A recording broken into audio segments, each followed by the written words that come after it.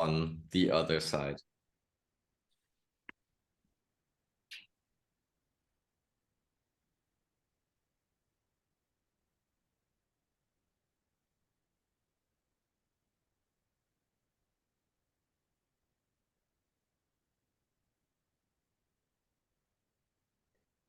Yes, with blessings and love, I tell you to fear not and to have faith and confidence in the fact that everything is unfolding as it is intended to, and that you are discovering your grand purpose in this plan. I, speaking to you at this moment, the voice that addresses you, I am the Archangel Gabriel. I'm sorry if I also meet you with a bit of disappointment.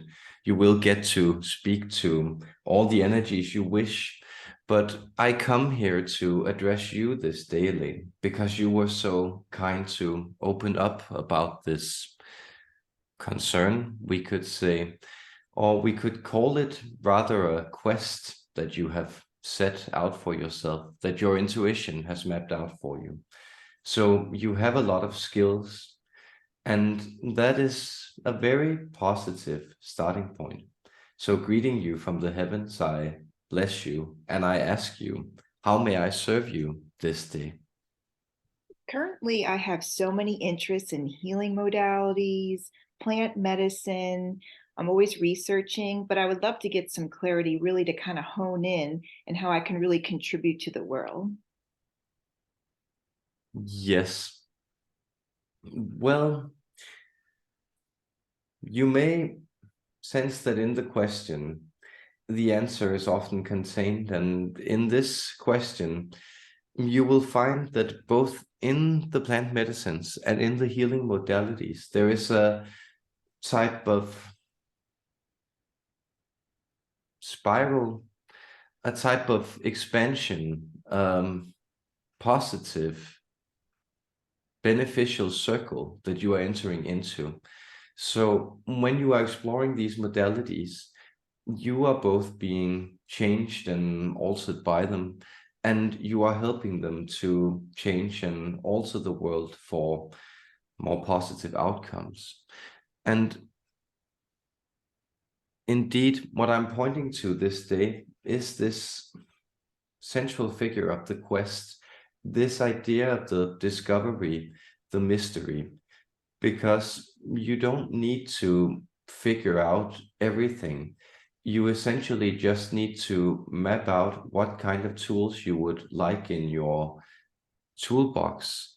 And then before any specific task or calling, we could call it, before you are led to help somebody or use these talents to work or help others, you will find that you just pack your toolbox.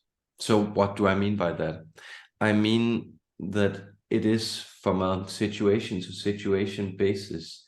You will find that when you tap into this heartfelt instinct that carries forward your excitement and your engagement in all these healing modalities, then you are actually led to select and to figure out, based on what person it is you're working with, how you can best serve them. But, well, to stimulate your curiosity, I could ask you, what do you feel like this coming week, let's say from just for the end of this season, essentially, until March? What would you like to engage with? What would you like to learn in the healing arts? That's where I'm trying to figure out in terms of receiving things rather than just reading it. Maybe there's something from a different timeline when I was on a planet that I'm like obstructing. I feel like I'm like a neon light that I don't have a clear connection of like a past talent or a different dimension talent bringing it in. So that's where I feel like I have not a very clear channel of bringing in a beautiful talent, and how to implement it. Yeah. So I'm not quite sure. This is beautiful for me to observe. That is much of the joy that we angels have in guiding you human beings, is to observe how you grow. We could liken this to your experience of seeing crystalline growths. So what you are describing, the wish that is growing this talent, is essentially already crystallizing. That is seen from these higher vantage points that you are pointing to. The obstruction is part of the path there, because the obstruction helps you to figure out how to access these talents. It's a question of how energy flows in your system. But to give you some more clear guidance, we can say there is a specific Syrian light that is being activated within you. We sense that this light is specifically connected to this, we could call it the rainbow axis, or the 6th and 7th chakra. So this is also why you are intuiting this theme, this idea that you are opening the stargate above you. And what you need to do is then it is essentially in this area that the block that you are experiencing resides. We could go into, we could say, many of your energetic experiences, so-called past lives, but the important thing is that you are actually being assisted in opening this. So you will sense that entities that you know as the Syrians, and we in particular relate these to, we believe they are sometimes also described as the tall blues, but very tallish healing beings that have been entering into human experience, human reality at this stage in your development in order to free these talents. And they are activating a 7-point crown around you. So what you may want to get into is the gentle activation of yourself. And this you can do by, sometimes it's called tapping. You can also use flicking, but essentially a light stimulation of different points will help you. And as you touch these points, then try to emit a tone that connects from your inside, your inner vocal cords, organs, composition, you on the inside, and into your fingers, the point that's touching you. So let us say you're looking to unlock your temples. This would be relevant in the chakra work that we are pointing to. You touch your temples gently, or you simply place these 2 fingers, the index and the middle, and you intuit what tone you would like to emit to connect to these fingers.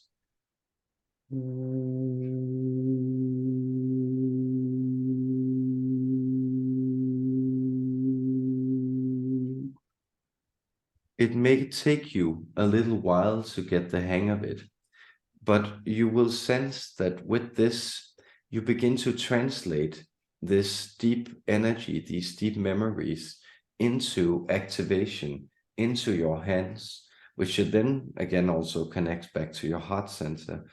And here you will begin to activate more of this Akashic memory.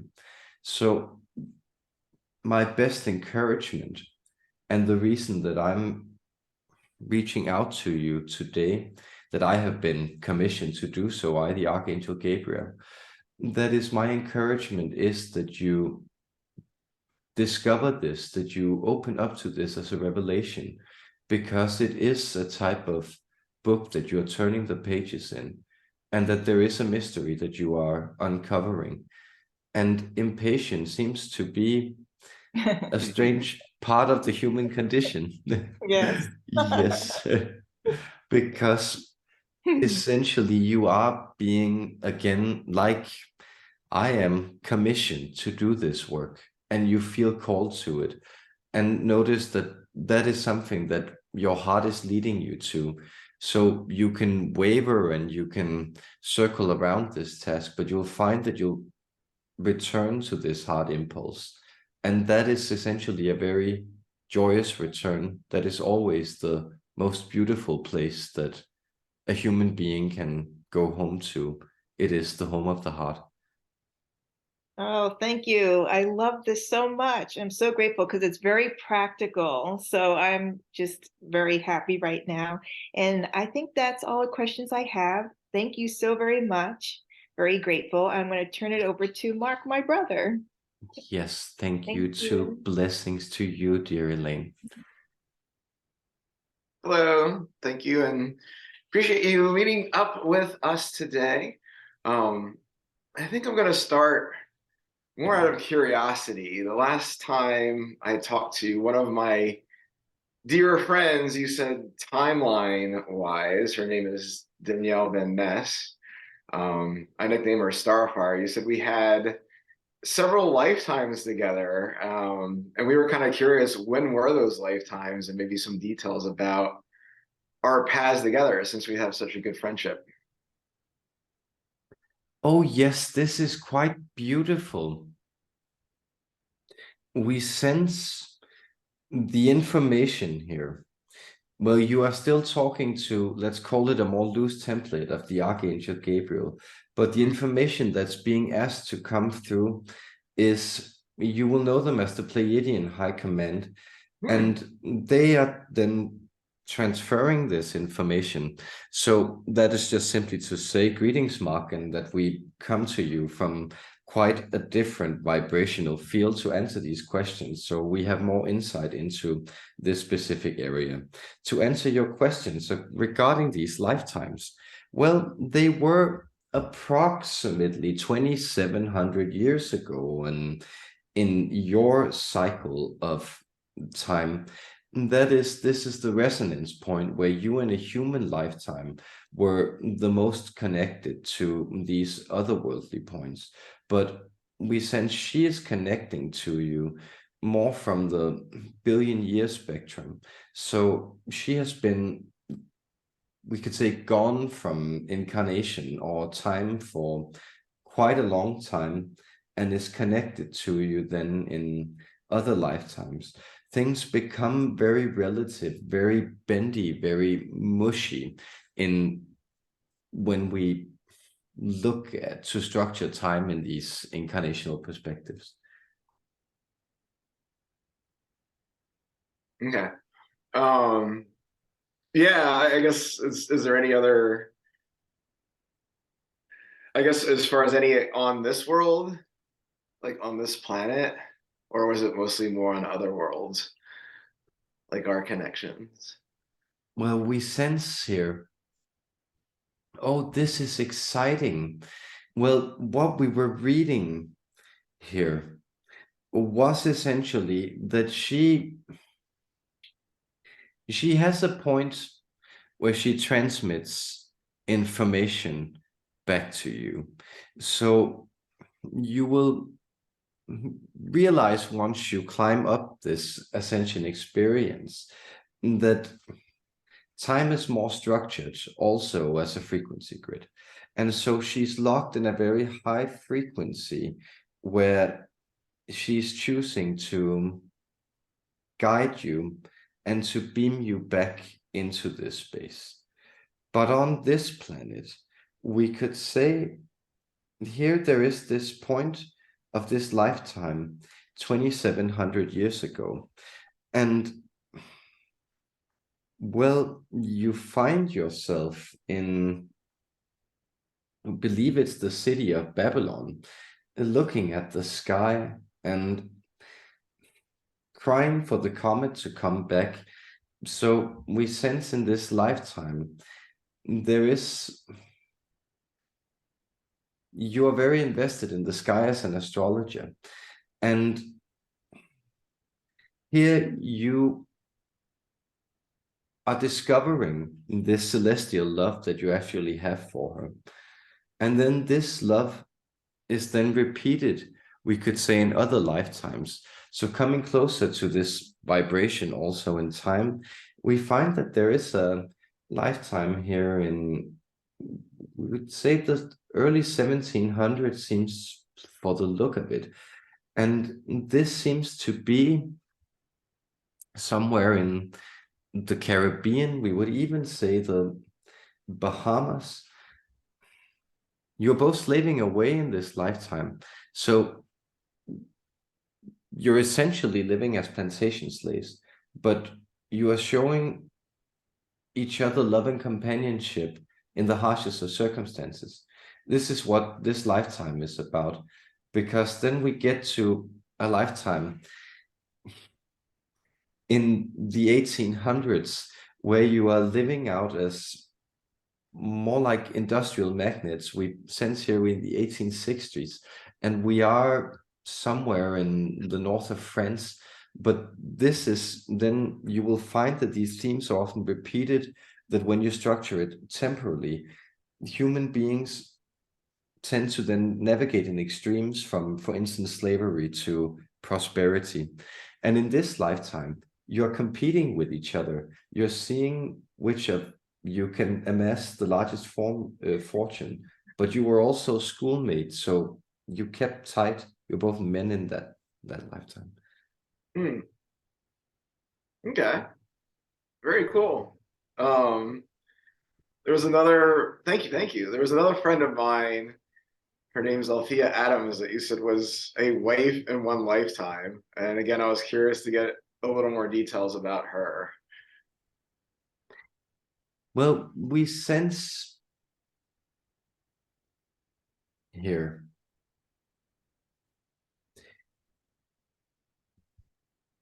he is quite a playful character in your existence. The way she pops up is, we're getting this image of a jack-in-the-box, and it's interesting because we sense here there is another lifetime where she's your cousin, and she teases you like she's a few years older than you, and she's teasing you, she's playing around with you. We're getting, it seems to be a fairly medieval setting, somewhere in Eastern Europe, where we're getting, but it's again like this sense of a playful bond, we could say. So you'll find that her connection is also, she often seems a little distant in your experience of her. There's like an energy that's hard to catch, and that's that playfulness. Mm-hmm. All right, thank you. And the other one, big question, I feel like it's someone I may meet here, I'm not sure. I know I addressed it with you last time a little bit. I always get these signs of like red and gold. It's a woman, like it's a blonde woman. I don't know if it's somebody I'm supposed to meet. He said perhaps maybe this year.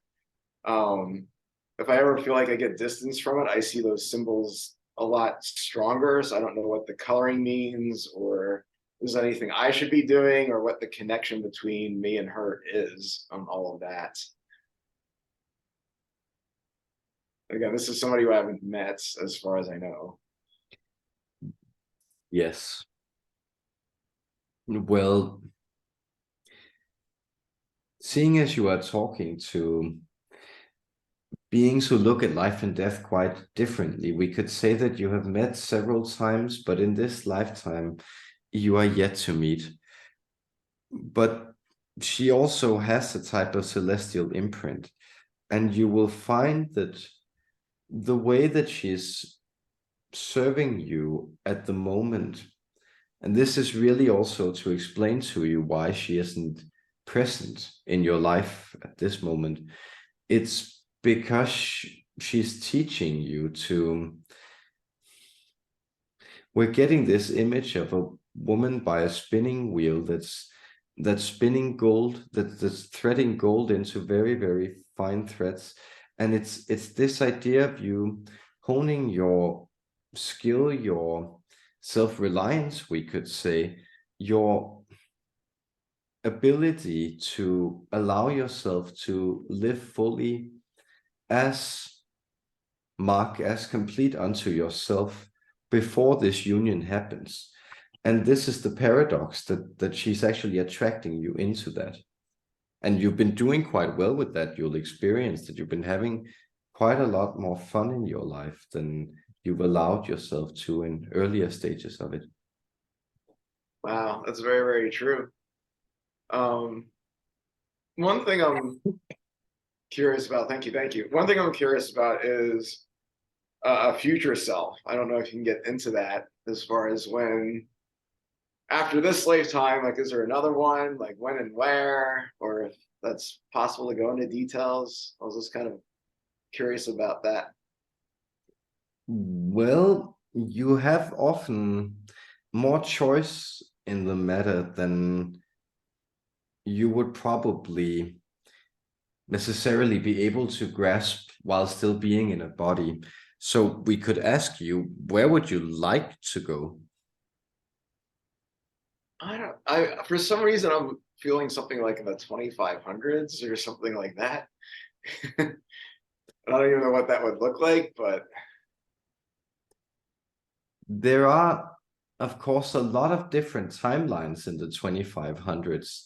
So you could go into several of them, but notice here that what this is showing you is that you have a general optimism, enthusiasm about incarnating. You are looking forward to coming back and participating in this experience.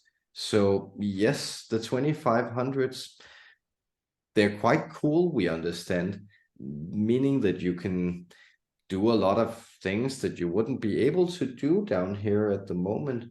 So would you like to work on your genetic code to create yourself into a type of strange hybrid creature, prolonging your lifetime for millennia? Or would you like to load yourself into an electronic unit and then launch yourself into the far reaches of the galaxy? All can be done at this timeline. But maybe you would like something a little bit more mundane, say more late 21st century, and that can also be done. So lots of life is accumulating in your energy body. And your energy body is essentially the reincarnating, the more eternal part of you. excellent. Excellent. I think I have time for one more. And with all the knowledge that I've had throughout the lifetimes, similar to my sister's question, is how can I best use my knowledge and skill set kind of with where I am today?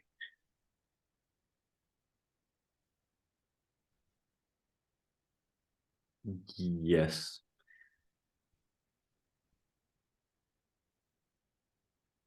So the reason that we are scanning, or I'd say, that is that we would like to repurpose your question, because the idea of these skills, crafts, abilities, they are all very helpful. That is, notice that you human beings, you come out of a type of scarcity, even in ability.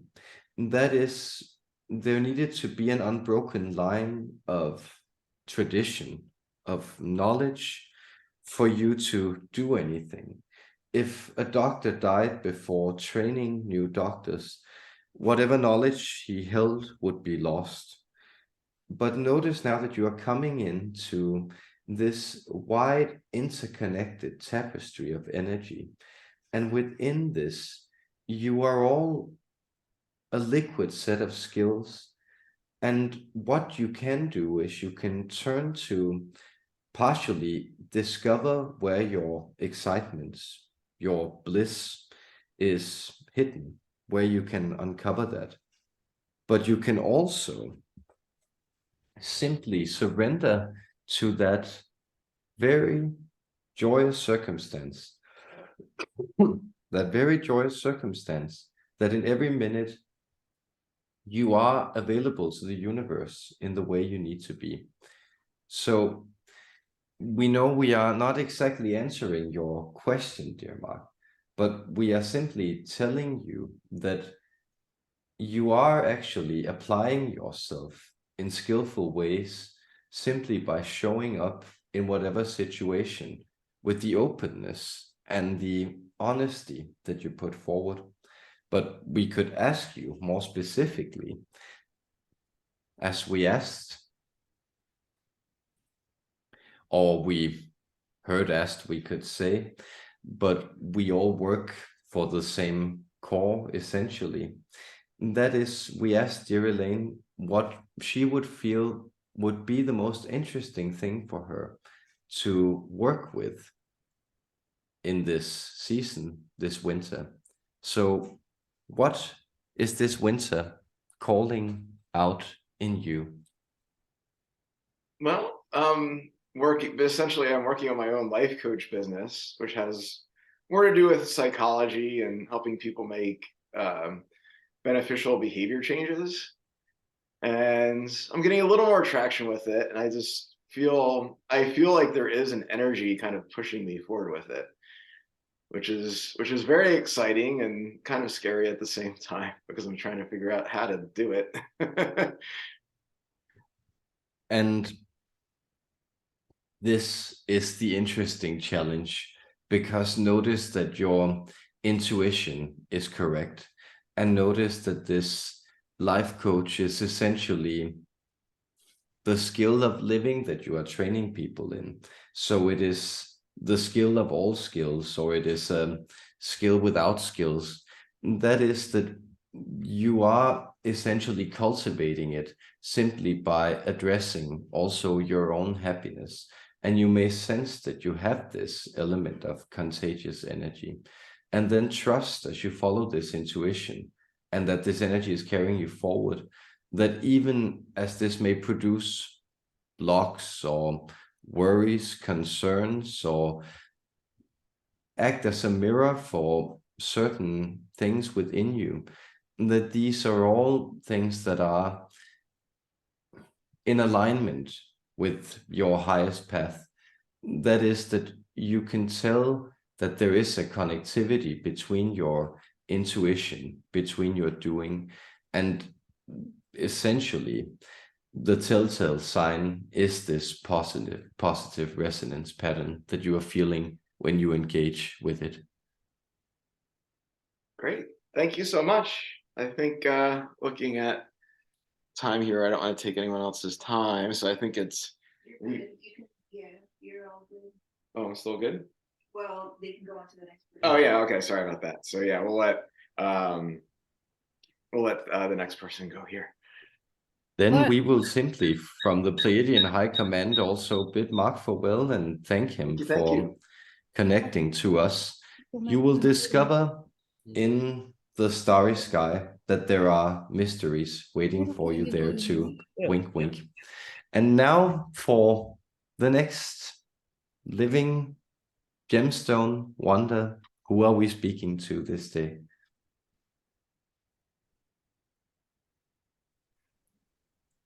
I'm going next. It's Mike. 1 second. 1 second. We are adjusting it.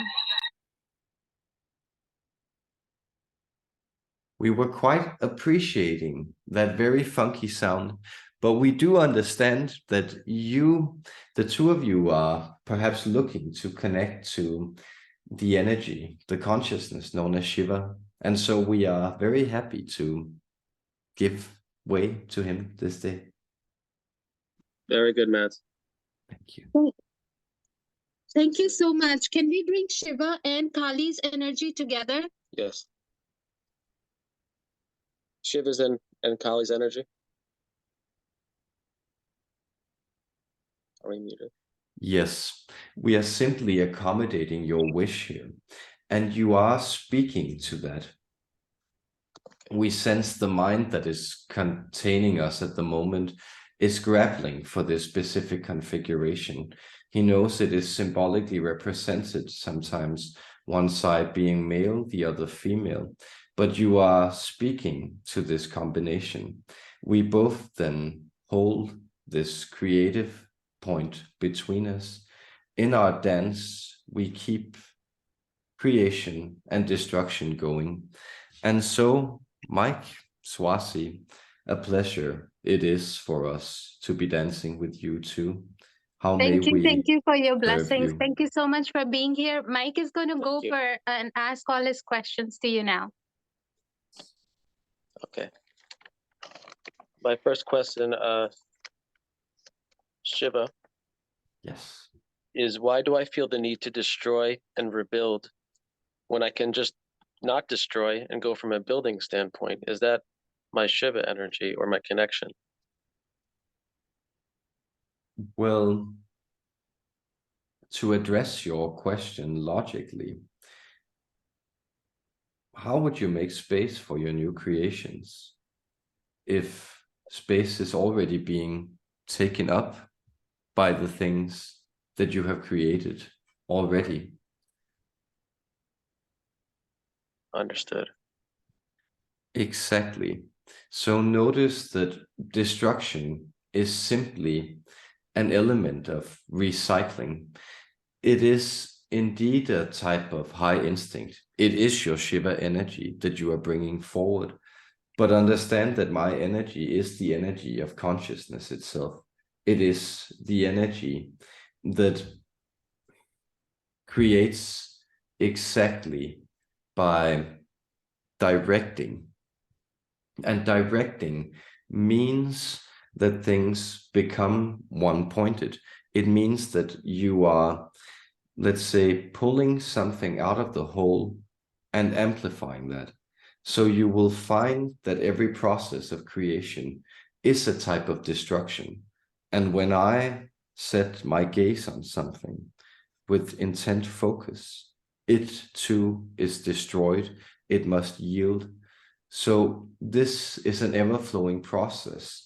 You will find that this destruction, although it comes forward sometimes in ways that seem too dramatic and erratic to you, actually serves you quite well, because you're also a person who has, let's say, a type of uncompromising impatience around quality, around connecting to meaning and purpose in your life. And that often requires to detonate, to destroy what doesn't serve you. And I have an example of that when I was I felt this Shiva energy. I thought it was a Shiva energy when I was in an altercation, a verbal altercation with my friend Jesse. I was wondering if because I wasn't seeking resolution, I was seeking to end a friendship. So is that destroying to make space somewhere else for another meaningful friendship? Or I just felt this great energy to destroy. That's what in our last conversation. This is something that is worth taking heed of. And indeed, you are already examining it. This is why you are bringing it to me. Because notice often that the same actions may have very, very complex motivations. There is a part where you human beings, you push others away when they provoke or trigger you. There is also a part where you set boundaries and you push others away because you respect yourself. And then there are these impulses. We could almost call them the third kind of delineations, which often accompany these frequency changes, these vibrational upgrades. And that is where you will find sometimes that there are impulses to not only recreate your life, but to also destroy what doesn't serve you. And often that is done quite dramatically. So you are essentially the one who can answer that question of how was that supposed to serve you. But I can say that you will find that this discharge into this conversation with Jesse of a lot of destructive energy, of a need to destroy that relationship, came from a suppressed instinct that you felt that the relationship hadn't been serving you for quite some time. Yes. Yes. My second question, will my love for, because I connect to Krishna also, will that go into a deeper understanding, or am I more going to benefit by connecting to the Shiva's energy? We sense that in connection to my energy, there may be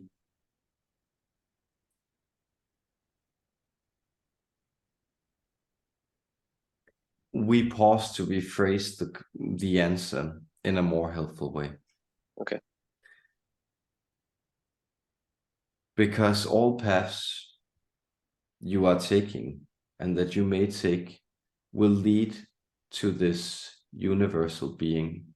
Whether this universal being is dressed in the guise of Shiva, of Krishna, indeed of Kaali, well, it is perhaps more a matter of temperament or situation. But you will also find that in your incarnational history, you have often served me and been connected to my energy.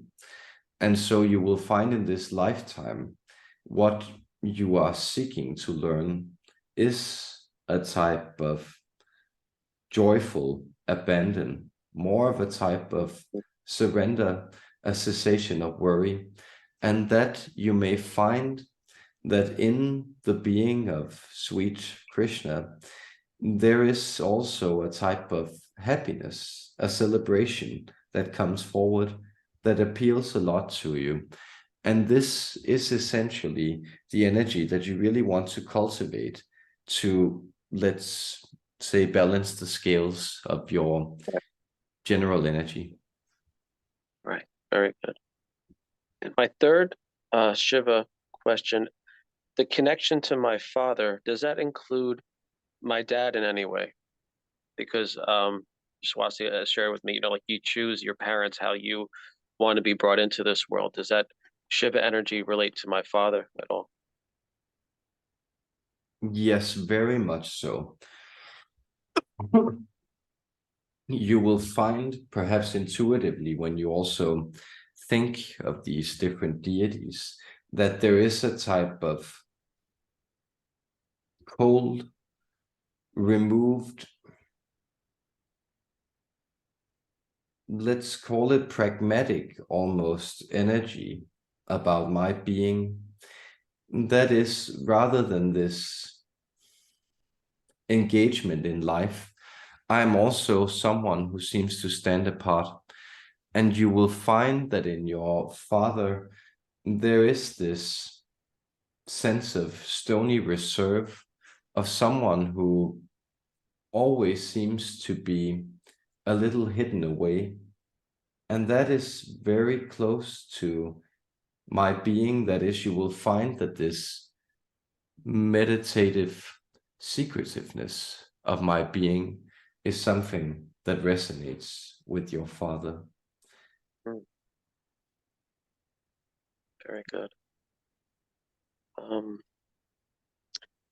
Do I have a connection to my father in past lives in India? Oh, yes. Yes. Yes, we sense it's essentially more the being that's translating us here, the vessel that's laughing because the images that he was getting in his head was those of you beating on you're both of you wearing robes, and you are in a type of ashram, and you're beating on your father with a stick.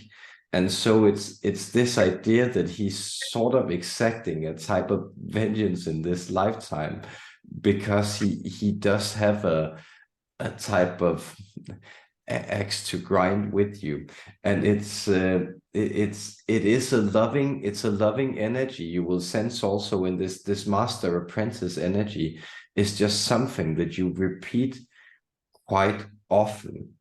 But we also sense there are some other family lives here. For instance, we sense here's a lifetime where you are actually brothers, the both of you. And we get this image of the two of you trying to drag this huge team of oxen out of the way, and just they're stuck they're not going anywhere, that they've decided that they're just stuck there. And it kind of turns into also a very warm scene. So there's also a deep sense of belonging between the two of you, that is very familiar. So these senses of animosity or that you can have with family members, because the sense of belonging is so deep, and that's something that's very pronounced in your lifetimes together. Very good. I can kind of go into this. I felt, well, the last session we had, I think it was a question with me and Swazi about having roots in Indonesia. But does that, I want to tie this into also, I feel affinity to a lot of like Caribbean culture and like possibly Africa. Is there any lives detected there too? Oh yes. And to understand, most of you have been around so many times that you will at some point or another connect to almost all spaces. But you will also find, as you are describing, that some spaces have a much, much deeper resonance than others. And you will find, for instance, that you are essentially more resonant with this, we could call it the Atlantic world. That is where you're finding yourself now, but also the Caribbean and Africa. And these lifetimes, well, we partially sense that these are very, very ancient lifetimes on the coast of Angola, where we sense you are a fisherman. We are approximately 4,300 years in the past, but this is a lifetime spent living close to the coast, going out fishing, retreating into the forest hinterlands, essentially living a fairly uncomplicated existence in an extended tribal structure. And this is a type of, let's say, configuration that will do you well. Like being in the tropical beaches, we are aware that this is essentially an environment that human beings are very fond of, but you will find that this type of very warm coastal landscape is something that has a healing influence on you. And this also goes for the Caribbean. Here we sense there are many, many lifetimes, but some of them are. Here's one as we believe they may be called an Arawak chief, but here we are on the islands of Hispaniola. We believe it's yes, might be on the eastern side. And this is also a fairly, let's say, calm lifetime. That you pass judgment over when things go wrong in the village, and sometimes there are natural upsets and things, but essentially it's quite a harmonic lifetime. And you may find that these lifetimes are being activated because you're moving into a more harmonic configuration with yourself. And I don't usually connect to any celebrity that much, but I remember when I was in I was actually in Atlantic City at the time, and you start to see like a lot of commemoration shirts, I guess, when you're down there, like fallen people that especially have died, like Tupac, Biggie, um, and some of the newer rappers, the one I never heard of before. And the one name that jumped out at me was XXXTentacion. And I didn't know anything about him. I went home and I researched him because I thought he was alive, and it found out that he had died the previous summer, 2018. And I researched, and I really liked his music. And the more I listened to him, the more I connected to him. And he has roots in Jamaica and Germany, Dominican Republic, and I was wondering why I connect to his energy. It's a very fierce energy, but it's also like a intellectual, cerebral energy. You may sense that there are, well, different patterns. Partially psychologically, there's this, let's call it a sense of survival, of overcoming, that's also quite imprinted in you. And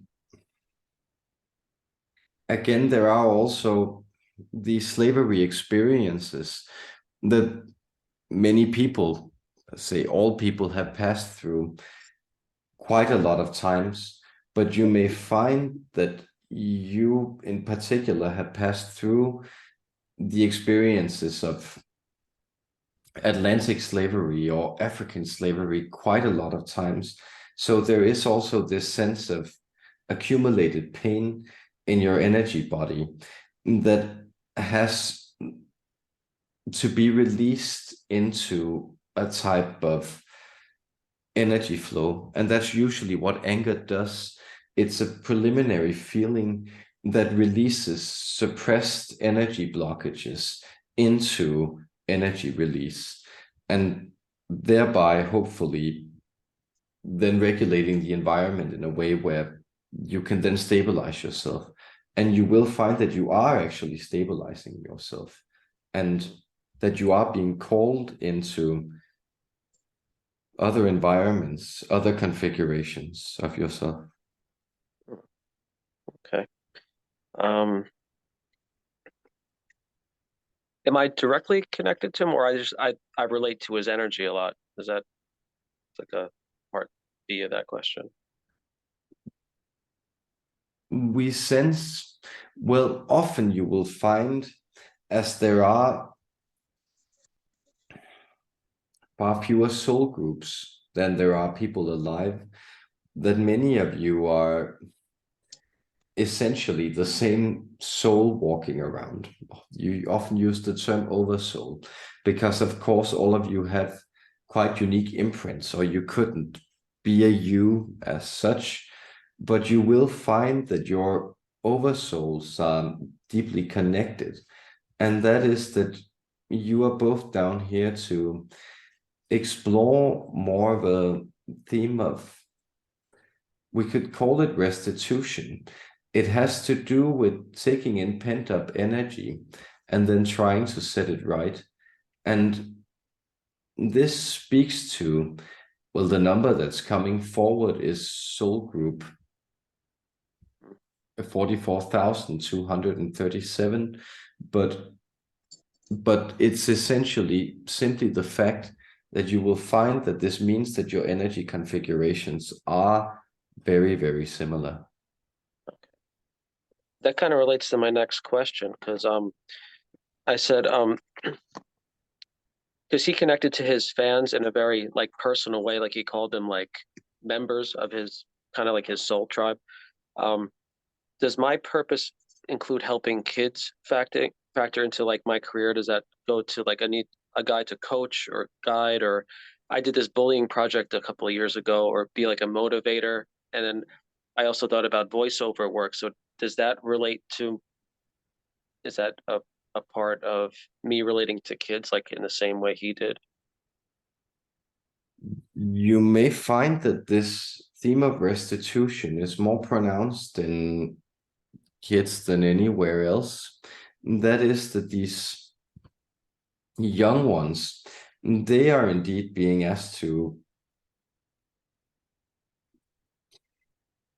pin themselves in, to suppress themselves. And this is something that you may find that you are called to. Again, know that you could potentially be engaged in everything. That is, everything that you could imagine is something that could be curious to you.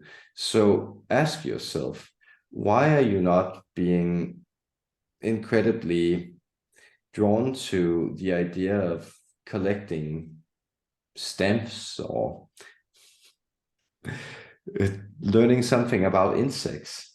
That is the point that I'm making here, is that when you find that this seems like a meaningful theme for you, it is because this is something that resonates deeply with what you imagine you could be. And often this leads, or this almost always leads, through what is sometimes called the shadow, the levels of unconsciousness.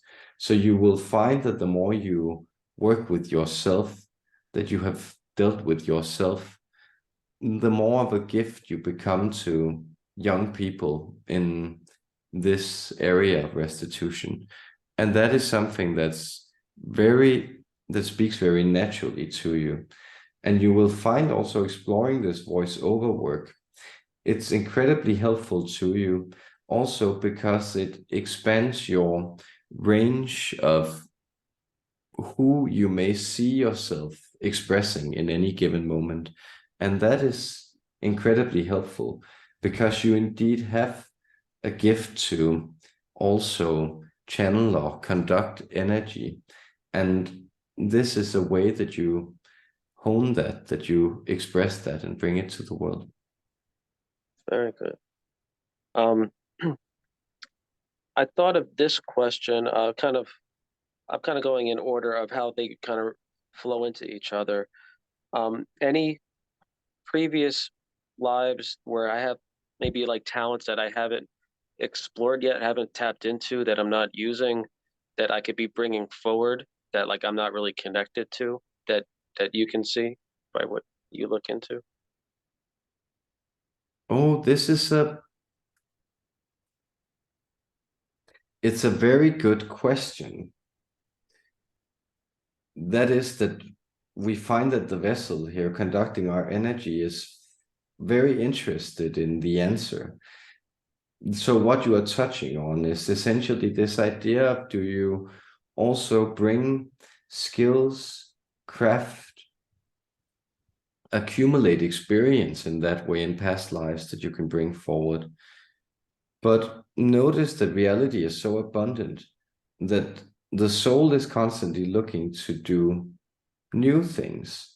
It's looking to learn things it hasn't done before. And so often it is far more interested in putting you in, let's call them helpless situations, than it is in activating skills it has already honed, because it has already explored those skills. So you may find that there are, for instance, a talent you had in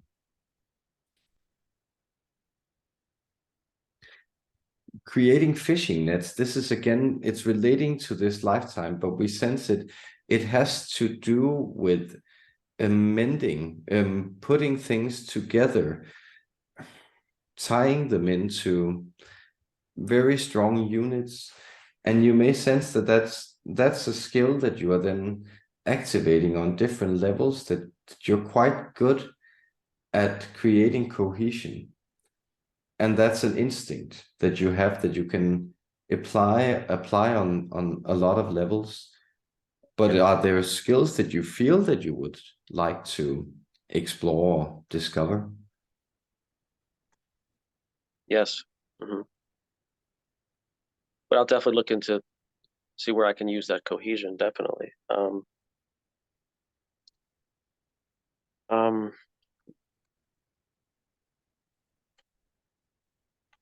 I've already covered that. Okay. Um,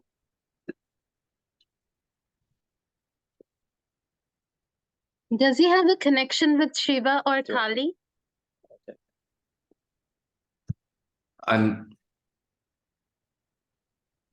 so now it's just me because I was just having I've been connected to Shiva, but I can switch. So just let me know and we'll jump over. Okay. And he has Okay. and he still has like 5 minutes. Yes, and you are speaking to Shiva at the moment, dear Mike. Okay. How do you see, because we go through a lot of destruction and creation and arguments and mending things with our relationship, how we can do that better.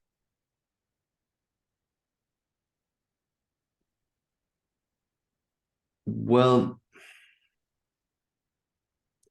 let's say the question is one of acceptance. And so you will find that there is a deeper wisdom, almost a complementary, unspoken wisdom, that the part of my being that is Kaali, or the part of Kaali's being that is me, we are almost like night and day, like dream and waking. And so we see everything in a connected cycle where creation and destruction are one. You may have heard that the abbreviation, or God, is essentially an abbreviation of generate, order, destroy. It is an acronym because these things always go together.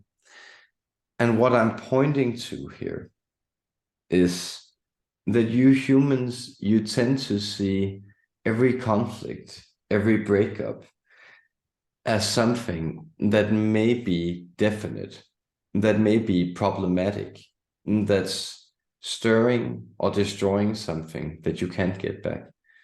But notice that this is a creative dance you have. And some people, wink, wink, are just a bit more hot-headed, warm-blooded, open-hearted, we could even say. They're quick to emotion and they're quick to make up. So if you accept this side of yourself, you will paradoxically find that some of the waves that perhaps go a little too high or cause too much commotion, that they will be more steady. You will get more smooth sailing in your relationship that way. But it is essentially also accepting that it's perfectly all right, because there is a very creative dynamic and there is a type of deep love in the assurance that you can have a conflict and still love each other, still get together, still work it out. Mhm. Shiva, can I ask you, like, so you were saying that it serves us a purpose even when we are both fighting. Yes. And do you ever fight with Kaali? Like, is it really fierce? We could say we are always fighting, but since we are perfectly aware of what we are doing, it becomes more like a dance or a play, a beautiful, coordinated conflict. Okay. And Mike just recently started connecting with your energy, Shiva, and he had like a third eye Sounds like it experience. moved. And I was just like meditating on your Shiva chant yesterday, and I felt like crying and feel extremely strong connection with you. So can you please tell us, like, is it serving us, and how are we both connected to you? Are we you and us the same? Well, you could say all of you are indeed me or the same. In my being, all living things can unite, and you will find that when you connect to my being, you connect to the inner highermost instincts, the infinite realms of consciousness itself. I stir awake, and so these emotional outpourings and these activations, they are to be expected, because what is stirred awake or alive within you is your soul. In that way, I can be said to represent the human oversoul as well. That is the unified soul of all humans, and even the unified soul of all beings. But you have also spent both of you lifetimes also praising or dedicated to my energy in different ways. And so you may find that there is a feeling of homecoming when you connect to it. Thank you. Can you give us your blessings together? And can you take away anything that needs to be destroyed in our relationship right now? Because I have a lot of fears in our relationship. Since you are the God of destruction, can you destroy my fears and things that come between holding our love together? Thank you. It's a blessing. Yeah. As a Yes. blessing. Because blessed are the both of you, and blessed you are, 1 and 2, 2 and 1, together and separate, as a metal. There is a side that shines and reflects the light, and a side that is concealed and is waiting to be seen. Together, you are discovering both sides of each other, and you are discovering both sides of your mutual existence. So know that these fears that you are seeing, they are essentially shadows. They are extensions. And how much beauty can you behold in an image without shadows? Very little, because it's the shadows that put these things into relief. And therefore you have my blessings. The two of you, you will see the light in each other, and that light will banish all fear to the corners of the palace that you are building together. Blessings to you. Thank you, Shiva. And if you can bring Kaali, I had a question from Kaali. I wanted to ask her, I have seen her in a dream, and I see her as part of the moon. Does she connect to the moon energy? Does it serve me to connect to the moon energy or my own darkness? Am I connected to Kaali? Yes, this is she. Yes. I am connected to that, and I love you too, child. I love you. I love you. There is a deep mystery in the procession of the feminine energy. You will find that the moon embodies more clearly than anything else the renewal of life, the constant cycling into the dark, into the hidden, into the concealed, in order to bring up light in new horizons.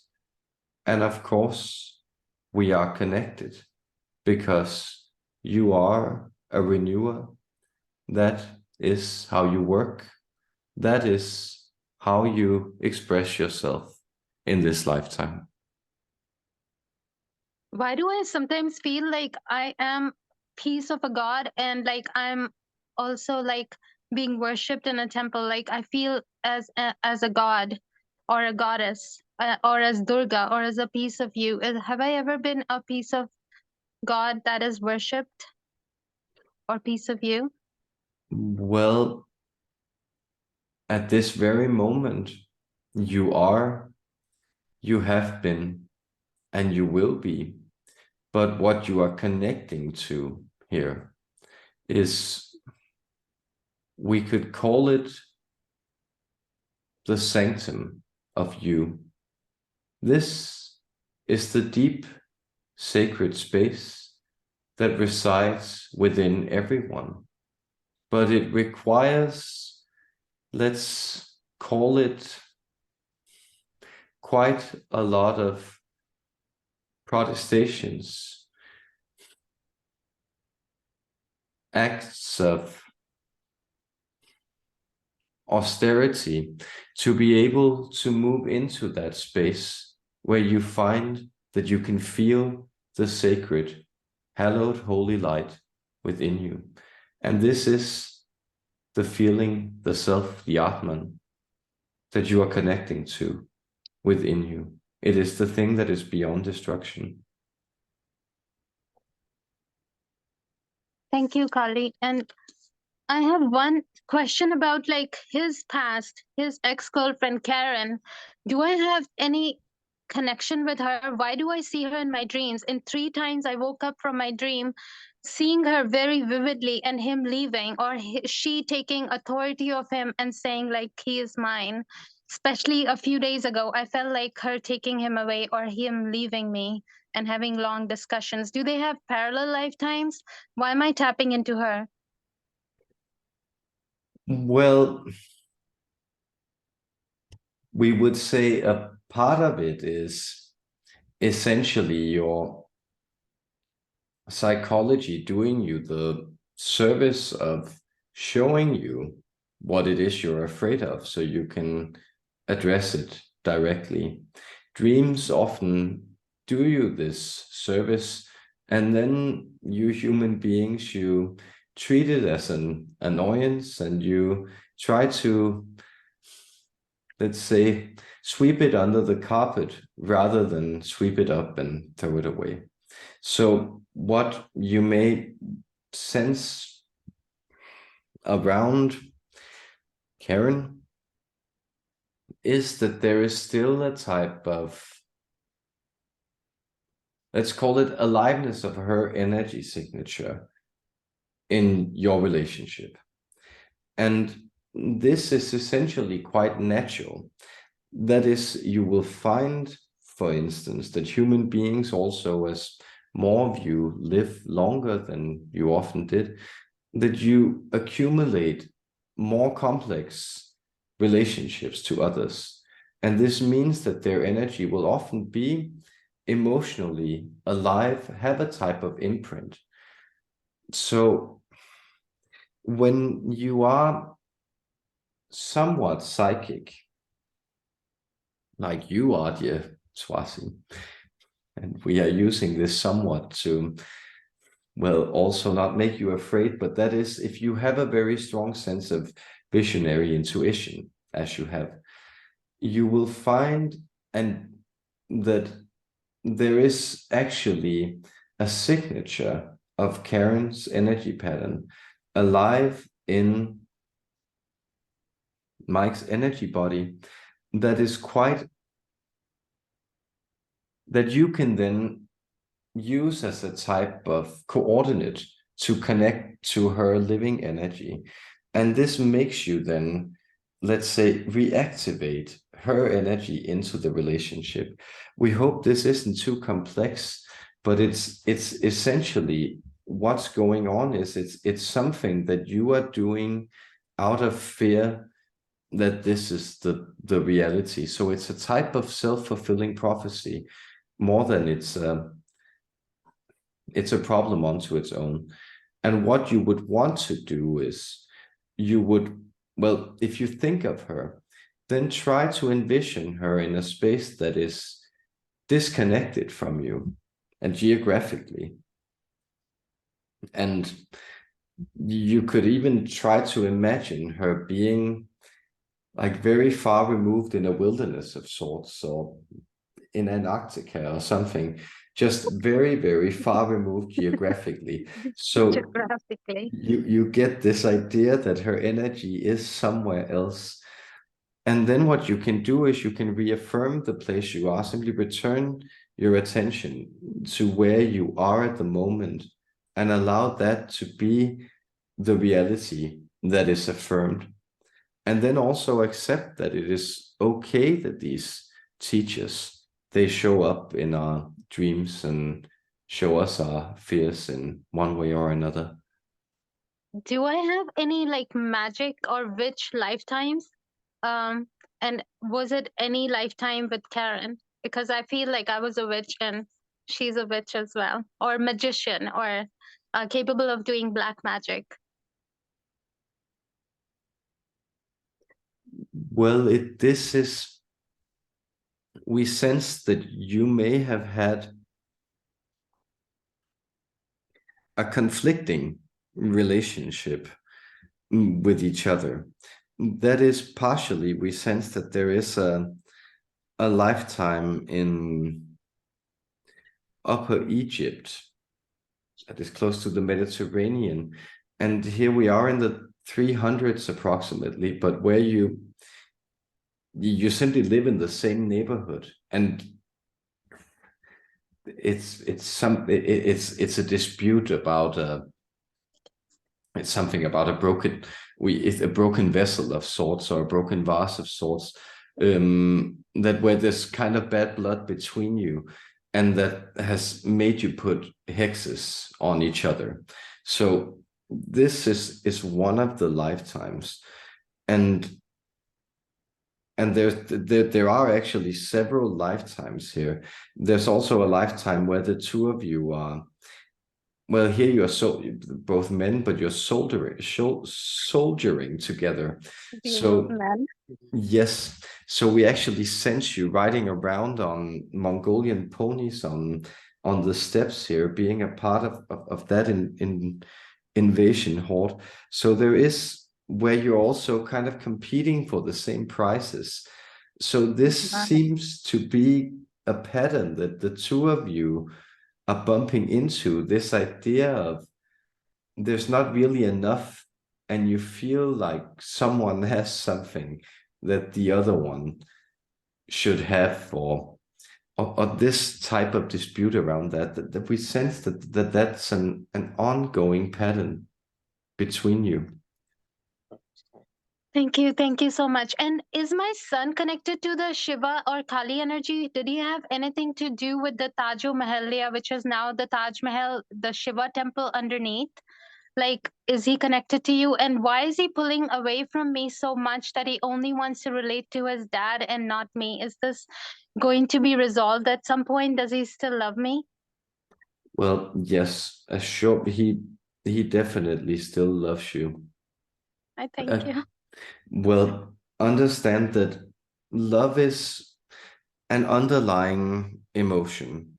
So we could say that love is essentially the feeling that allows for the Earth to pull away from the sun and still remain in orbit. And we're using this image to show you that, well, children also need to figure out how to position themselves as their roles change in relationship to their parents and to everything, and as their parents' role change in their life. And you may find that your son also has some difficulty in relating to some of the things that you find interesting. And so you are both essentially figuring out how,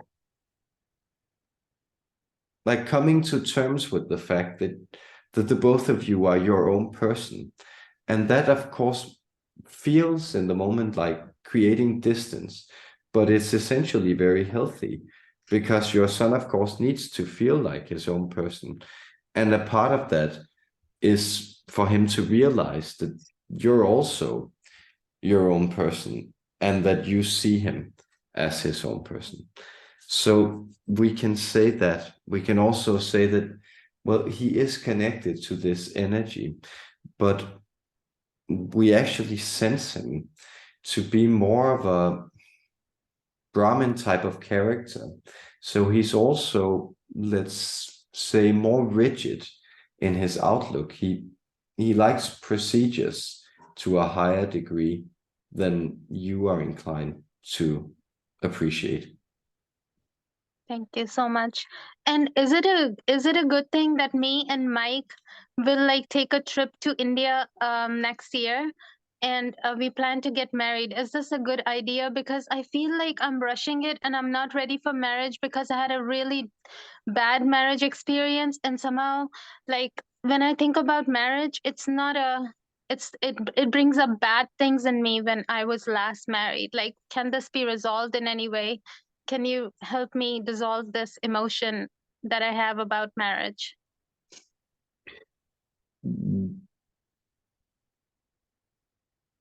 Well, I can put it to you in a way that why would you do something that you are not happy with?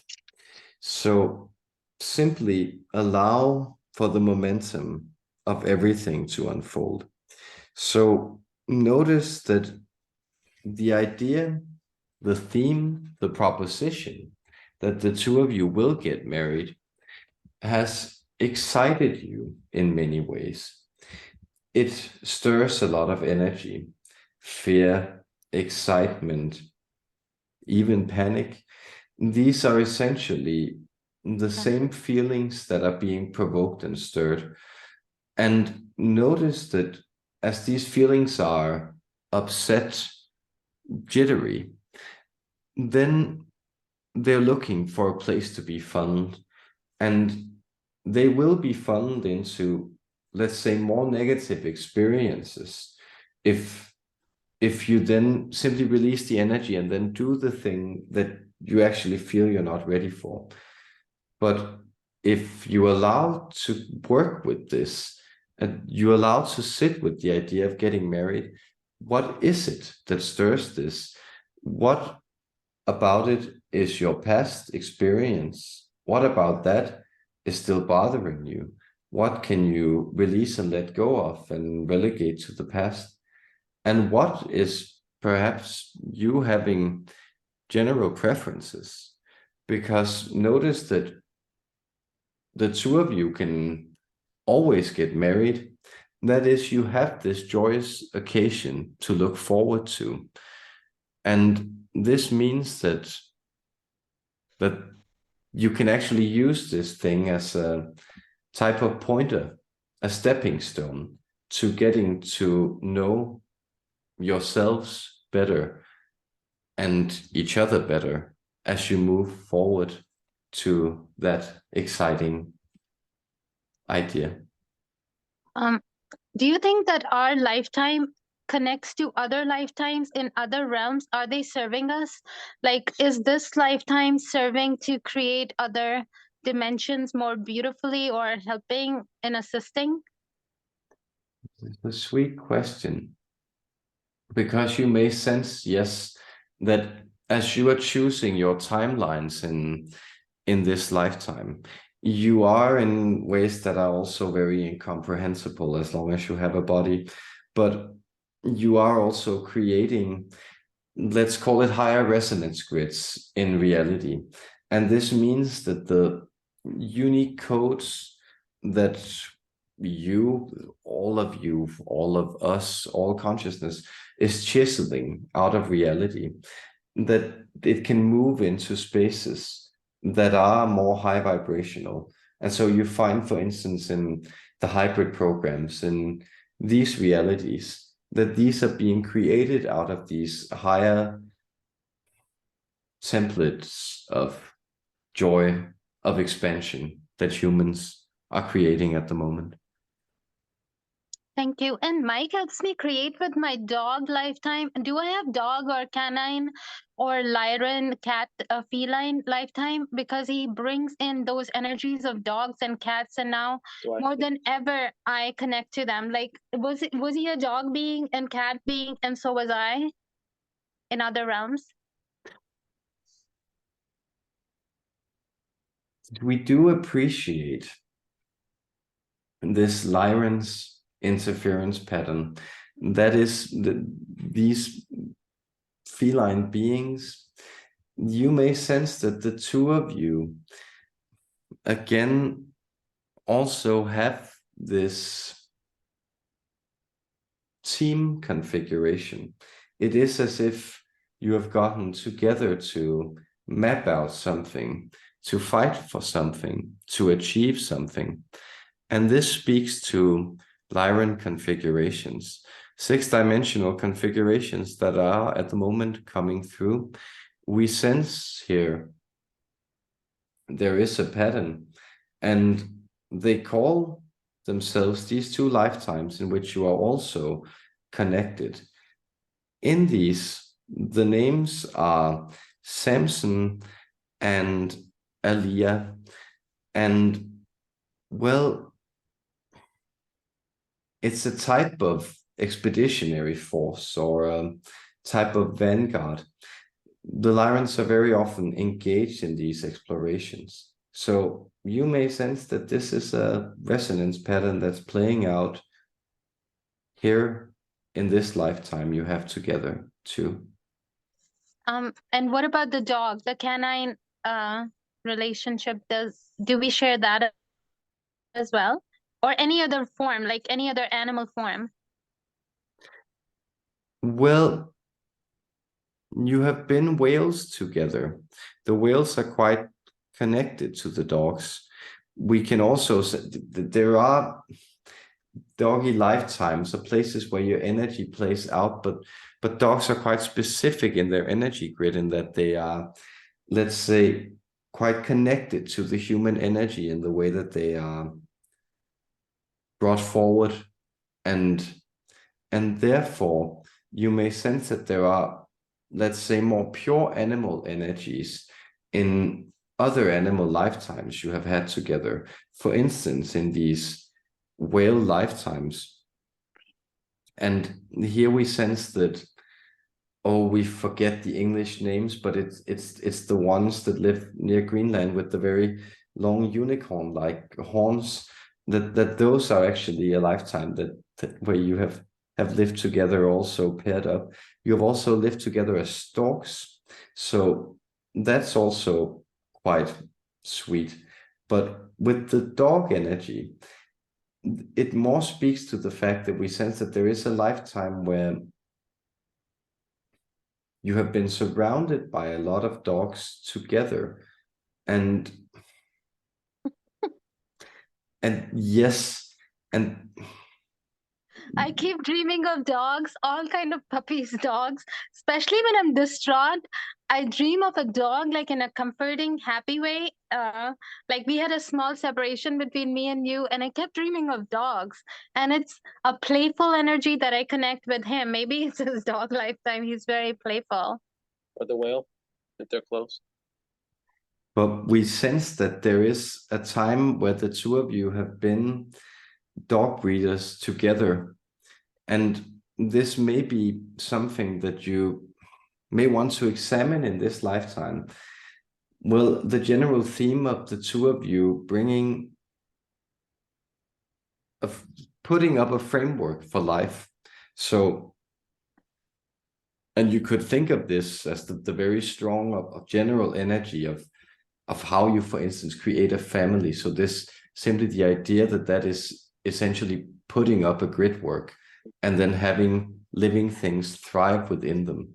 And that you may sense is the type of link between the 2 of you that would very much also, let's say, bind you into a type of material exchange between you, because you both have also the tendency to, say, want to ascend into the ethers. Yes.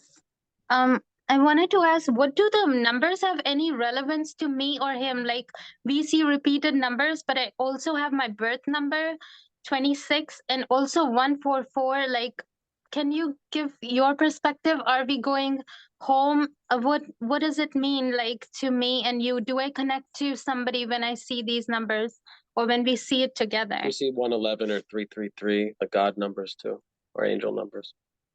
Yes. What you may sense is that this is the way reality is built. So human beings are at a stage where they have played around with the idea of a random material universe, that they were living in sort of the way that you stumble into a house that isn't yours, and then you discover things and you're quite surprised when you find something that makes sense to you. And this is often what happens when you see these divine numbers. That is, you find that there is some kind of deep resonance, something makes sense to you. But what is making sense to you, what you're connecting to, is essentially a higher part of yourself.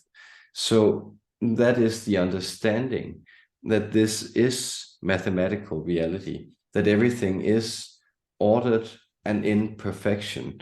And that when you see these numbers appearing, this is simply this order showing itself in a very clear way. So you have, for instance, always been surrounded by these numbers, but you will find that you only begin to notice them once you move into higher resonance patterns. And it is because you have begun to discover yourself. So 144 is also the number of the thousands of oversoul groups that there are. So this speaks to the fact that you are being activated in your soul pattern, and that these parts are coming into alignment. Thank you. And what is my connection with Mads? I feel extreme connection with Mads and to the Arcturian energy. Like, have we been on planets together? Is he guiding me further in my journey home? What role is he playing in my life right now, or in our lives together? Well, you may sense that this resonance with his energy has to do with you sensing that there is a, let's call it a type of guidance or purpose that's also meant to be unfolded here, that you feel that you are being brought closer to where you ought to be by interacting with this energy. And again, these orchestrations are very meaningful. That is, when this type of work is done, then it is essentially, let's call it higher mathematical reality that's moving in and trying to reorchestrate, reorganize things in ways that you find very beautiful and meaningful, but that you can't fully grasp from a human perspective. And so you may find that in that way, he's helping you, and you're also helping him in this situation reconfigure into these energies. So what's happening here, for instance, because we are also several people gathered, is that there is a type of grid being connected and grown. And that also speaks to the resonance, the work that you have done together, where you know him from, because you may sense that it's very much the Arcturian lifetimes where you have been connected. And there you worked a lot with portal building. That means that you worked a lot with creating these frequency vacuums where a higher frequency could break down the laws of time and space and reorganize reality. And that's indeed also what you are doing here together, all of you today, cultivating this type of illumination or love. Thank you. Only my last question. How do we connect both to Shiva and Kaali energy? Does it serve us to chant your name? Like, I'm putting the chant in the background right now that's resonating me with your energy. Would it help us to connect more with your energy and transform us or connect us to higher realms with you? Certainly.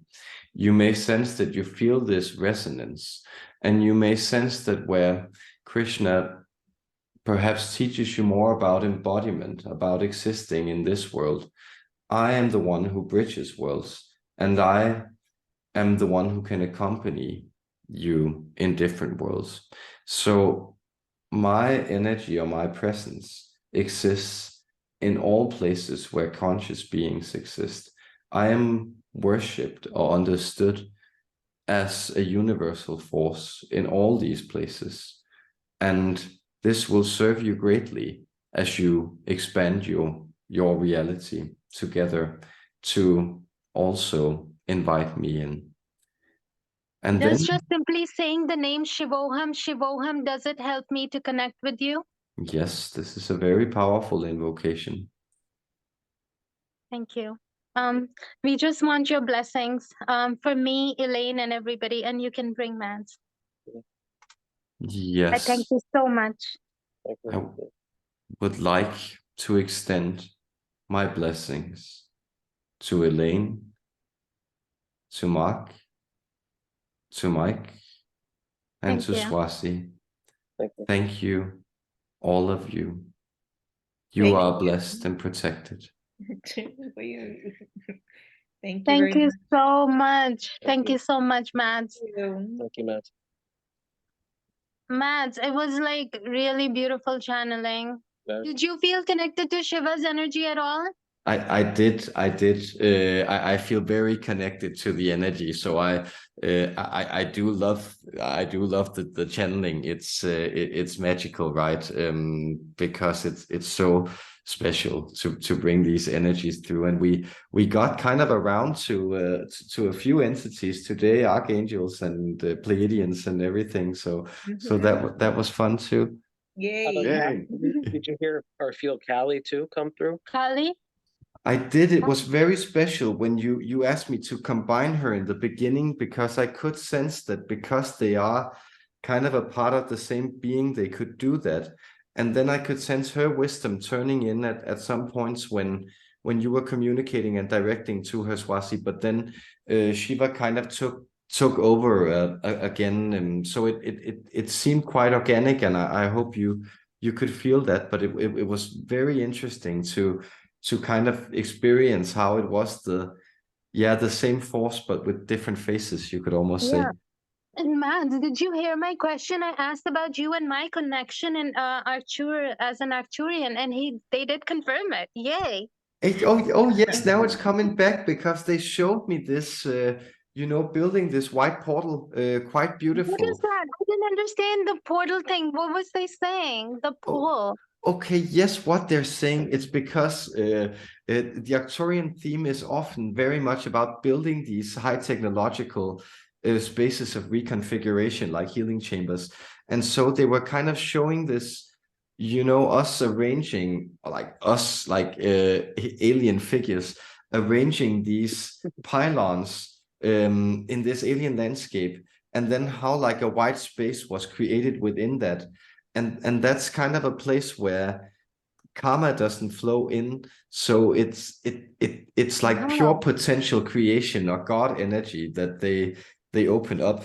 Like You sound so alien-like right now, Mads. If somebody heard like whatever you just said, they'd be like, "Where? What is it? Is this a human talking?" What planet is it coming from? it's so weird, right? Because it's like we all forget what we do, and then because I know it's like a very weird occupation, but to me it's just, oh, that's what yeah, the Arcturians, they're about. Oh, and we both connected as a whale being. That was so weird, Mads. It was so weird. Elaine, Stork beings. yeah, what is stork? They're birds. Oh, Elaine, do you Yes. have questions about anything that you asked Mads? Would you ever want to do it again with Mads? Oh, definitely. It was beautiful to get like a practical tool, because I actually have blockages due to the environment that I live in. See, there's just a lot of like dense energy, so I'm constantly cleaning and clearing. So yeah, but you'll definitely be seeing me again to really kind of hone in once I start practicing like relieving and elevating all the information that will be coming in. So yeah, it was beautiful. I was like, Mads, yeah, it was just beautiful. And Mads, yeah. it's more than just the words that come out of your mouth. It's just the freaking energy. You have a time bomb in your heart and it explodes. You get these like you get a really beautiful language when it comes Yeah, out. it's something your heart is activated. Tell me, Mads, is your heart and mind It's activated a in pure channeling? soul coming out of your words. I'm so happy to hear that, because it's essentially almost like the words are secondary when I experience it, and what I'm primarily engaged with is like feeling the visions and how energy is flowing through whoever it is I'm interacting with, like you guys, and then what the entities are bringing through. So that is the way that I am Oh my hoping you God. experiencing it, is really that you feel the energy, and that's connecting and molding and opening you, because the words they're cool, but they're kind of like an add-on, right? Like they're the varnish, and then it's the substance underneath that is like the energetic Yeah, The language openings. is so limiting. You probably feel so much deeper than you're actually communicating, because totally, Mads. you're limited by how many words you can say. Exactly, but then I trust, also when Swati speaks of dreams and stuff, that there's just like a great synchronistic unfolding, in the meaning that we're all supposed to be here and connect to these messages, and that's kind of touching something in you guys respectively, and bringing you forward on your path, and I just trust that that's the way it's supposed to be. Well, yeah, and I I felt just very like to activated add, too during my reading. Right. And Mads, I had a personal question with you. You keep traveling everywhere, and I have been traveling a lot too, at least in India. And does it make you feel like you want to travel everywhere and discover the world, and at the same time you want to be at home, like, and home feels like a space inside you? Do you feel that? You're I th connecting with like hundreds of people, but at the same time you feel everything that you're connecting to outside is already within you, kind of.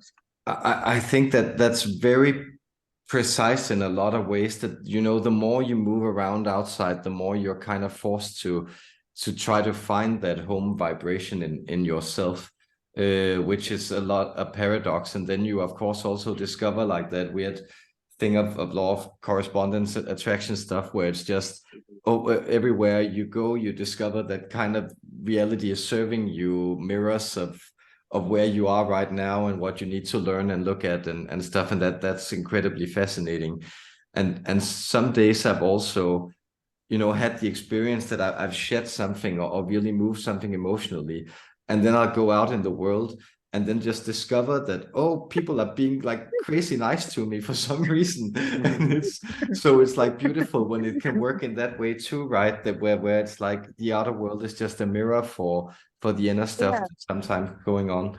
Do you yeah, know and what I just like to add one quick thing. Thank you for Yes. making it very relatable with the information between all three of us, because shipping the energies and going back and forth and just doing it in like a split second, and just having that grace within the transitions of all the energies, and it was very relatable and just beautiful. So I just wanted to add that in there. Mads, who were you bringing Thank you in so when you were much. Mads, who did you bring in when you were bringing in for Elaine? Was it her higher self, Christ self? Who was it? Gabriel. That was Gabriel. That was Archangel Gabriel, Oh. which is interesting. Oh, And wow. and that's of course because he's the Archangel of Revelation. So it's kind of that idea that when a message is trying to find somebody, and their work is being opened up, he will kind of descend and then be That's everything is all beautiful. right, and this is unfolding, and just wait and see. Oh, thank you, thank you, thank you. You have such a good energy. I can't stop talking to you, Mads, but I know we have to respect your time. We do, yeah. It is I do appreciate. I am a chatterbox myself, but it is getting a little late on this All side right, of the Atlantic, so I think I'll sign off here, guys. all right. Thank But you, Mads. And you will Thank send us the you. recorded session. So thank you so Appreciate your much. work, man. I will, Thank you, and Mads. appreciate it so much too. Thank you so much, guys, and have a All right. beautiful Saturday over there. Thank you, Mads. Thank Thank you. Much blessings and love. Blessings. Thank you. Blessings and love.